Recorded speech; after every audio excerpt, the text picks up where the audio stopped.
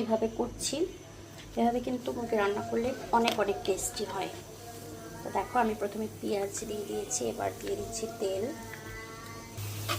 কিছুক্ষণ আমি খালি তেলে পেঁয়াজগুলো হালকা একটু ভেজে নেব। পেঁয়াজগুলো আমার লাল হওয়ার আগে যখন একটু নরম হয়ে গিয়েছে, এরপর আমি সেখানে দিয়ে দেব আদা বাটা আর রসুন বাটা। আদা দিয়ে দিলাম, রসুন বাটা। কিছুক্ষণ নেড়ে চেড়ে দিব। আমি কাঁচা মশলা গুঁড়ো করে রেখেছিলাম, সেটা দিয়ে দিলাম। জিরে গুঁড়ো দিয়ে দিলাম। মুরগির মাংসতে একটু জিরে গুঁড়ো কিন্তু বেশি করে দিতে লাগে। এবার দিয়ে দেবো আমি হলুদ। আমি কিন্তু একটা জিনিস বাকি রেখেছি। কি বাকি রেখেছি? মরিচ। মরিচটা কিন্তু পরে দিব, কারণ মরিচ সবসময় তরকারির পরে দিলে কালার ভালো আসে। এবার লবণ দিতে হবে। লবণ দিলেই কিন্তু পেঁয়াজটা নরম হয়ে যাবে।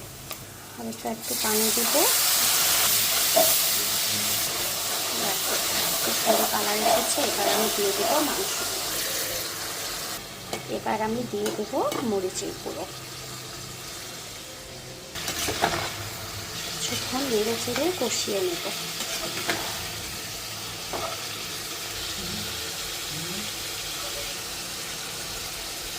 কিছুক্ষণ কষিয়ে নিলাম। এবার আমি পানি দিয়ে এতে সিদ্ধ বসিয়ে দেব। দেশি মুরগি তো, তাই পানি বেশি দিতে হবে, না হলে তো সিদ্ধ হবে না। পানি শুকিয়ে এসেছে। এবার আমি এটা কিছুক্ষণ কষাবো। কি সুন্দর একটা স্মেল আসছে, কি সুন্দর একটা কালার এসেছে। এভাবে আপনারাও ট্রাই করতে পারেন। এভাবে স্মেলটাও ভালো আসে আর খেতে অনেক টেস্ট হয়।